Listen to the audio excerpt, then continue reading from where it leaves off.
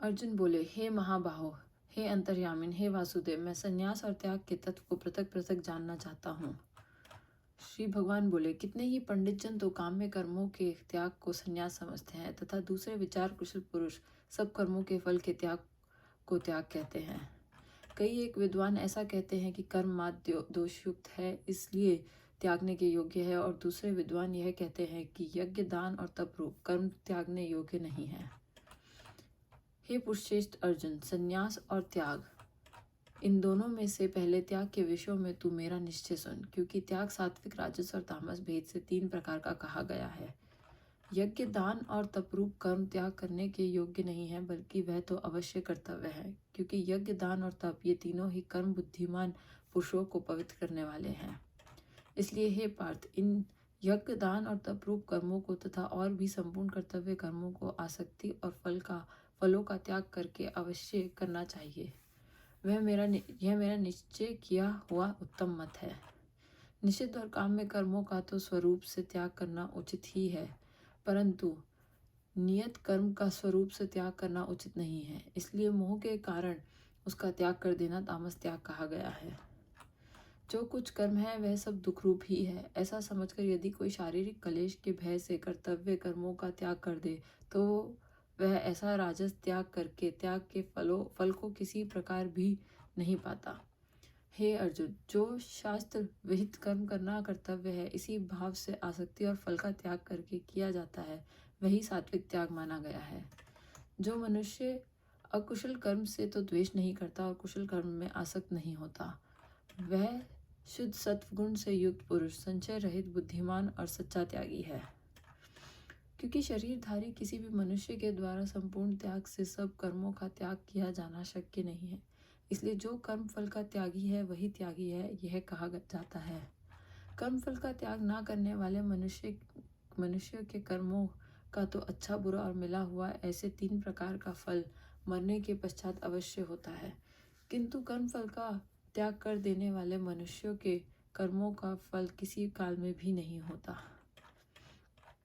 हे महाभाव, संपूर्ण कर्मों की सिद्धि के ये 5 हेतु कर्मों का अंत करने के लिए उपाय बतलाने वाले सांख्य शास्त्र में कहे गए हैं, उनको तू मुझसे भली भांति जान। इस विषय में अर्थात कर्मों की सिद्धि में अधिष्ठान और कर्ता तथा भिन्न भिन्न प्रकार के कारण एवं नाना प्रकार की अलग अलग चेष्टाएं, और वैसे ही 5वां हेतु देव है। मनुष्य मन, वाणी और शरीर से शास्त्रानुकूल अथवा विपरीत जो कुछ भी कर्म करता है, उसके ये 5 कारण हैं। परंतु ऐसा होने पर भी जो मनुष्य अशुद्ध बुद्धि होने के कारण उस विषय में यानी कर्मों के होने में केवल शुद्ध स्वरूप आत्मा को कर्ता समझता है, वह मलिन बुद्धि वाला अज्ञानी यथार्थ नहीं समझता। जिस पुरुष के अंतःकरण में मैं करता हूँ ऐसा भाव नहीं है तथा जिसकी बुद्धि सांसारिक पदार्थों में और कर्मों में लिपायमान नहीं होती, वह पुरुष इन सब लोगों को मारकर भी वास्तव में ना तो मारता है और ना पाप से बंधता है। ज्ञाता, ज्ञान और ज्ञेय ये 3 प्रकार की कर्म प्रेरणा है, और कर्ता, कर्ण तथा क्रिया ये 3 प्रकार का कर्म संग्रह है। गुणों की संख्या करने वाले शास्त्र में ज्ञान और कर्म तथा कर्ता गुणों के भाव भेद से 3 प्रकार के ही कहे गए हैं, उनको भी तू मुझसे भली भांति सुन। जिस ज्ञान से मनुष्य पृथक पृथक सब भूतों में एक अविनाशी परमात्मा भाव को विभाग रहित समभाव से स्थित देखता है, उस ज्ञान को तू सात्विक जान। किंतु जो ज्ञान अर्थात जिस ज्ञान के द्वारा मनुष्य संपूर्ण भूतों में भिन्न भिन्न प्रकार के नाना भावों को अलग अलग जानता है, उस ज्ञान को तू राजस जान। परंतु जो ज्ञान एक कार्य रूप शरीर में ही संपूर्ण के सदृश आसक्त है तथा जो बिना युक्ति वाला तात्विक अर्थ से रहित और तुच्छ है, वह तामस कहा गया है।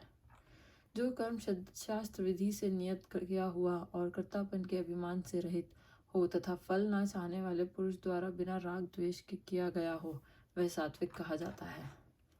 परंतु जो कर्म बहुत परिश्रम से युक्त होता है तथा भोगों को चाहने वाले पुरुष द्वारा या अहंकार युक्त पुरुष द्वारा किया जाता है, वह कर्म राजस कहा गया है। जो कर्म परिणाम, हानि, हिंसा और सामर्थ्य को एक विचार कर केवल अज्ञान से आरंभ किया जाता है, वह तामस कहा जाता है। जो कर्ता संग्रह रहित अहंकार के वचन ना बोलने वाला, धैर्य और उत्साह से युक्त तथा कार्य के सिद्ध होने और ना होने में हर्ष शोक आदि विकारों से रहित है, वह सात्विक कहा जाता है।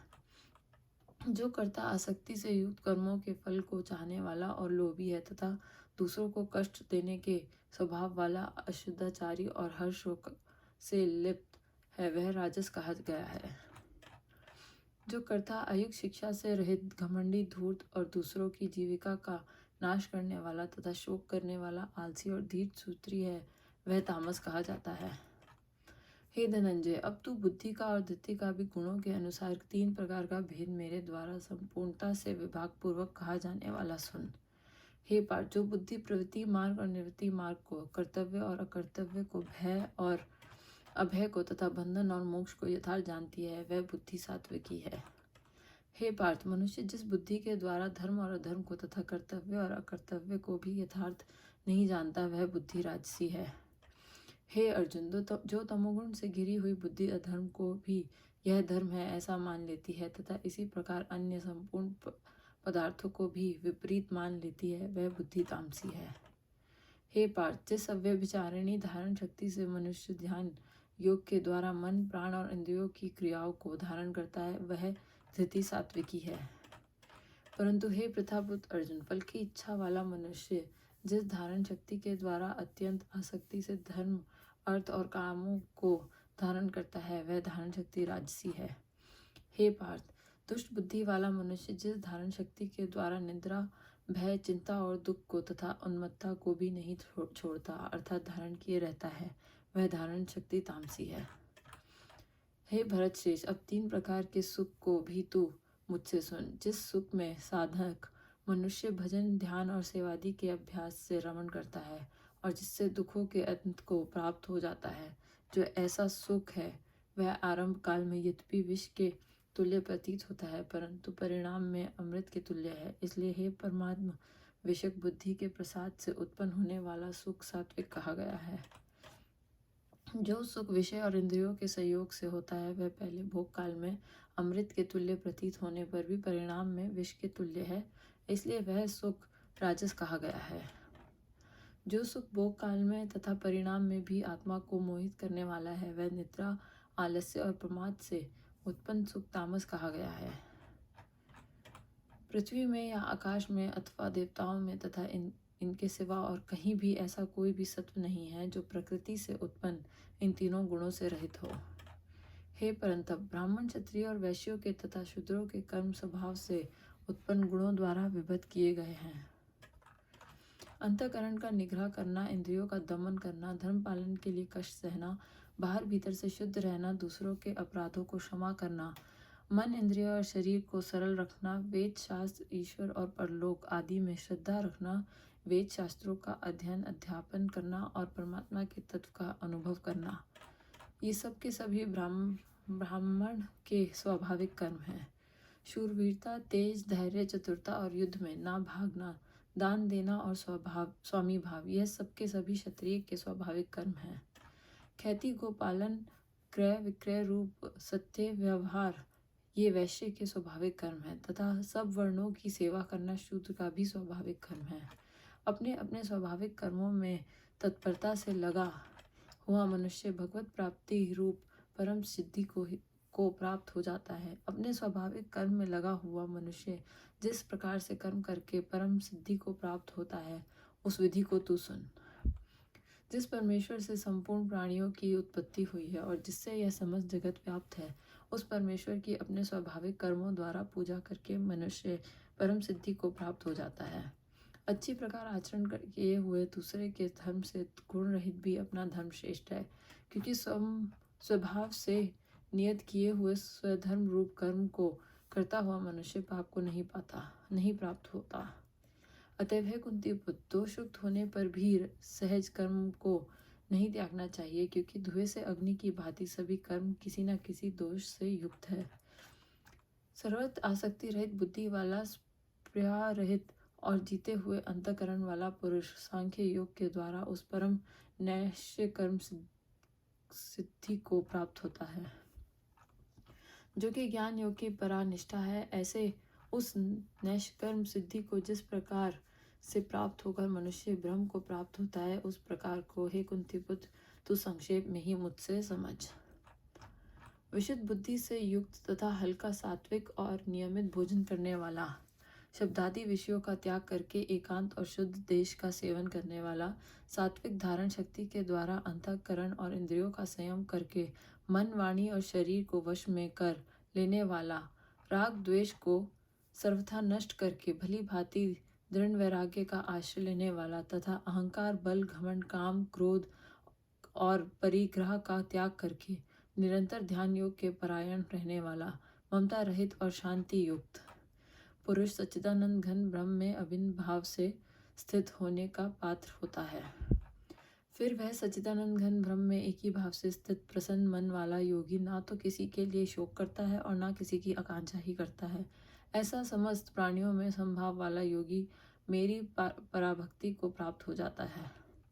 उस पराभक्ति के द्वारा वह मनुष्य मुझ परमात्मा को मैं जो हूँ और जितना हूँ ठीक वैसा का वैसा तत्व से जान लेता है तथा उस भक्ति से मुझको तत्व से जानकर तत्काल ही मुझ में प्रविष्ट हो जाता है। मेरे परायण हुआ कर्मयोगी तो संपूर्ण कर्मों को सदा करता हुआ भी मेरी कृपा से सनातन अविनाशी परम पद को प्राप्त हो जाता है। सब कर्मों को मन से मुझ में अर्पण करके तथा संबुद्धि रूप योग को अवलंबन करके मेरे परायण और निरंतर मुझ में चित्तवाला हो। उपयुक्त प्रकार से मुझ में चित्तवाला होकर तू मेरी कृपा से समस्त संकटों को अनायास ही पार कर जाएगा और यदि अहंकार के कारण मेरे वचनों को ना सुनेगा तो नष्ट हो जाएगा, अर्थात परमार्थ से भ्रष्ट हो जाएगा। जो तू अहंकार का आश्रय लेकर यह मान रहा है कि मैं युद्ध नहीं करूंगा तो तेरा यह निश्चय मिथ्या है, क्योंकि तेरा स्वभाव तुझे जबरदस्ती युद्ध में लगा देगा। हे कुंती पुत्र, जिस कर्म को तू मोह के कारण करना नहीं चाहता उसको भी अपने पूर्वोत्तर स्वाभाविक कर्म से बंधा हुआ परवश होकर करेगा। हे अर्जुन, शरीर रूप यंत्र में आरूढ़ हुए संपूर्ण प्राणियों को अंतर्यामी परमेश्वर अपनी माया से उनके कर्मों के अनुसार ब्राह्मण कराता हुआ सब प्राणियों के हृदय में स्थित है। हे भारत, तू सब प्रकार से उस परमेश्वर की ही शरण में जा। उस परमात्मा की कृपा से ही तू परम शांति को तथा सनातन परम धाम को प्राप्त होगा। इस प्रकार यह गोपनियों से भी अति गोपनीय ज्ञान मैंने तुझसे कह दिया। अब तू इस रहस्ययुक्त ज्ञान को पूर्णतः भली भांति विचार कर, जैसे चाहता है वैसे ही कर। संपूर्ण गोपनियों से अति गोपनीय मेरे परम रहस्ययुक्त वचन को फिर भी सुन। तू मेरा अतिशय प्रिय है, इससे यह परम हितकारक वचन मैं तुझसे कहूँगा। हे अर्जुन, तू मुझ में मन वाला हो, मेरा भक्त मन, मेरा पूजन करने वाला हो और मुझको प्रणाम कर। ऐसा करने से तू मुझे ही प्राप्त होगा, यह मैं तुझसे सत्य प्रतिज्ञा करता हूँ, क्योंकि तू मेरा अत्यंत प्रिय है। संपूर्ण धर्मों को अर्थात संपूर्ण कर्तव्य कर्मों को मुझ में त्याग कर तू केवल एक मुझ सर्वशक्तिमान सर्वाधार परमेश्वर की ही शरण में आ जा। मैं तुझे संपूर्ण पापों से मुक्त कर दूंगा, तू शोक मत कर। तुझे यह गीता रूप रहस्य में उपदेश किसी भी काल में ना तो तप रहित मनुष्य से कहना चाहिए, ना भक्ति रहित से, और ना बिना सुनने की इच्छा वाले से ही कहना चाहिए, तथा जो मुझ में दोष दृष्टि रखता है उससे तो कभी भी नहीं कहना चाहिए। जो पुरुष मुझ में परम प्रेम करके इस परम रहस्य युक्त गीता शास्त्र को मेरे भक्तों में कहेगा वह मुझको ही प्राप्त होगा, इसमें कोई निस्संदेह नहीं है। उससे बढ़कर मेरा प्रिय कार्य करने वाला मनुष्य में कोई भी नहीं है, तथा पृथ्वी भर में उससे बढ़कर मेरा प्रिय दूसरा कोई भविष्य में होगा भी नहीं। जो मनुष्य इस धर्म में हम दोनों के संवाद रूप गीता शास्त्र को पढ़ेगा उसके द्वारा भी मैं ज्ञान यज्ञ से पूजित होऊंगा, ऐसा मेरा मत है। जो मनुष्य श्रद्धा युक्त और दोष दृष्टि से रहित होकर इस गीता शास्त्र का श्रवण भी करेगा वह भी पापों से मुक्त होकर उत्तम कर्म करने वालों के श्रेष्ठ लोकों को प्राप्त होगा। हे पार्थ, क्या इस गीता शास्त्र को तूने एकाग्र चित्र से श्रवण किया? और हे धनंजय, क्या तेरा अज्ञान जनित मोह नष्ट हो गया? अर्जुन बोले, हे अच्युत्य, आपकी कृपा से मेरा मोह नष्ट हो गया है और मैंने स्मृति प्राप्त कर ली है। अब मैं संशय रहित होकर स्थित हूँ, अतः आपकी आज्ञा का पालन करूँगा। संजय बोले, इस प्रकार मैंने श्री वासुदेव के और महात्मा अर्जुन के इस अद्भुत रहस्य युक्त रोमांचकारक संवाद को सुना। श्री व्यास जी की कृपा से दिव्य दृष्टि पाकर मैंने इस परम गोपनीय योग को अर्जुन के प्रति कहते हुए स्वयं योगेश्वर भगवान श्री कृष्ण से प्रत्यक्ष सुना। हे राजन, भगवान श्री कृष्ण और अर्जुन के इस रहस्ययुक्त कल्याणकारक और अद्भुत संवाद को पुनः पुनः स्मरण करके मैं बार बार हर्षित हो रहा हूँ। हे राजन, श्री हरि के इस अत्यंत विलक्षण रूप को भी पुनः पुनः स्मरण करके मेरे चित्त में महान आश्चर्य होता है और मैं बार बार हर्षित हो रहा हूँ। हे राजन, जहाँ योगेश्वर भगवान श्री कृष्ण है और जहाँ गांडीव धनुषधारी अर्जुन है, वहीं पर श्री विजय, विभूति और अचल नीति है, ऐसा मेरा मत है। ओम जय भगवत गीता।